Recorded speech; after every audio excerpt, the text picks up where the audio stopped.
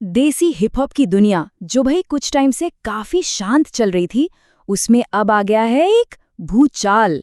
और ऐसा वैसा नहीं, एक साथ कई मोर्चों पर आग लग गई है।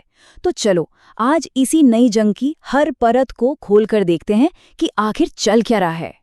तो सबसे बड़ा सवाल यही है यार, अचानक से ऐसा क्या हो गया कि सीन में इतनी गर्मी बढ़ गई है।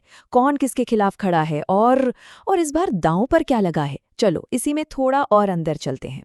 सीन में नई आग। हाँ, काफी टाइम की शांति के बाद डीएचएच सीन में फिर से आग लग चुकी है। पर पता है इस बार मजेदार बात क्या है?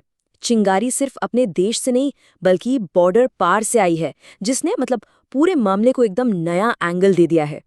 अब आते हैं पहले पॉइंट पर, लैज़रस का सीधा वार। कहानी शुरू होती है अमेरिका से। एक यूएस रैपर हैं लैज़रस, जो पहले एमिवे के साथ कोलैब करने वाले थे, अब सीधे सीधे उनके खिलाफ ही मैदान में उतर आए हैं। तो लैज़रस ने एक डिस ट्रैक ड्रॉप किया है जो मतलब डायरेक्ट एमिवे बंटाई को टारगेट कर रहा है। पर बात यहीं खत्म नहीं हुई। उन्होंने बड़ी स्मार्टली एमिवे के जो पुराने राइवल्स हैं डिवाइन और रफ्तार, उनको भी शाउट आउट दे दिया। समझ रहे हो, सीधा आग में घी डालने वाला काम। अब ये लाइन देखो, ये है game changer. I am about to make you sweet like when Krishna dissed स्वालिना। वाओ, ये लाइन सीधे सीधे एमिवे और केआरएसएनए के उस एपिक बीफ की याद दिलाती है।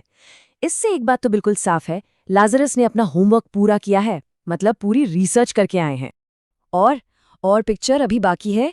असल में इन दोनों का यानी एमिवे और लैज़रस का एक कोलैब ट्रैक आने वाला था जो कभी रिलीज ही नहीं हुआ। तो लैज़रस ने क्या किया, उसी अनरिलीज्ड ट्रैक से एमिवे का वर्स उठाया और डाल दिया इंस्टाग्राम पर, मतलब साफ साफ मजाक उड़ाने के लिए। और कैप्शन तो देखो, लिखते हैं this is the greatest verse I have ever heard, मतलब आज तक का सबसे बेहतरीन वर्स।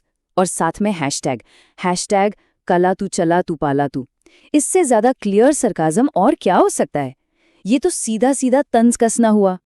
तो चलो अब इंटरनेशनल सीन से वापस अपने देसी मैदान में आते हैं। यहाँ एमिवे की एक पुरानी दुश्मनी फिर से जाग उठी है। हाँ बिल्कुल सही समझे, बात हो रही है केआरएसएनए की। तो इस बार ये नया झगड़ा शुरू कैसे हुआ? सोशल मीडिया पर मर्च वॉर्स से। सीन बड़ा सिंपल सा था। केआरएसएनए ने अपने नए मर्चेंडाइज को लेकर एक स्टोरी पोस्ट की और बस एमिवे ने उसका सीधा सीधा जवाब अपनी मर्च की स्टोरी से दे दिया। तो इनकी पोस्ट्स आखिर थीं क्या?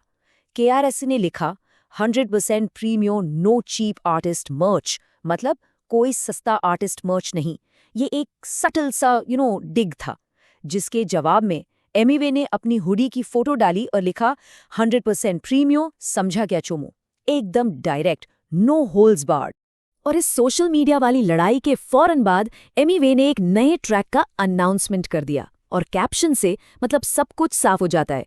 कैप्शन था क्वालिटी किधर है, इधर है, नेक्स्ट ड्रॉप। क्लियर है कि ये केआरएसएनए के लिए एक म्यूजिकल जवाब होने वाला है। ऐसा लग रहा है कि एमिवे अब बिल्कुल एक्शन मोड में है, क्योंकि ये जो डिस ट्रैक है इसके अलावा उनका एक और गाना फॉलो करो वो भी पाइपलाइन में है। यानी आने वाले दिनों में एमिवे की तरफ से एक के बाद एक कई ड्रॉप्स देखने को मिल सकते हैं। तो ठीक है, एक तरफ तो ये सब बड़े बीफ चल रहे हैं, पर डीएचएस सीन में और भी बहुत कुछ हो रहा है। तो चलो फटाफट कुछ दूसरी इंपॉर्टेंट खबरों पर भी एक नज़र डाल लेते हैं। तो सीन के दूसरे अपडेट्स ये हैं, यशराज ने एक नया गाना रिलीज किया है और फैंस को लग रहा है कि इसमें एमिवे के लिए एक छोटा सा हिडन शाउट आउट है। इसके अलावा यंग सैमी अब टीवी पर देखने वाले हैं कलर्स के नए शो द 50 में। और हाँ, एक खुशखबरी भी है, बंटाई रिकॉर्ड्स के योको की शादी हो गई है, तो उनको बहुत बहुत बधाई। तो अब आगे क्या? कुल मिलाकर देखें तो एमिवे इस टाइम दो मोर्चों पर, लिटरली दो फ्रंट्स पर फाइट कर रहे हैं, एक इंटरनेशनल और एक डोमेस्टिक। सीन में टेंशन एकदम पीक पर है और हर कोई बस यही देखना चाह रहा है कि अगला मूव क्या होगा। और यही है आज का सबसे बड़ा सवाल, एमिवे इन दोनों चैलेंजेस का जवाब कैसे देंगे? क्या एक और तगड़ा डिस ट्रैक आने वाला है या फिर ये जंग सोशल मीडिया पर ही चलती रहेगी? ये तो आने वाला टाइम ही बताएगा। पर सोचने के लिए एक इंटरेस्टिंग बात है ना।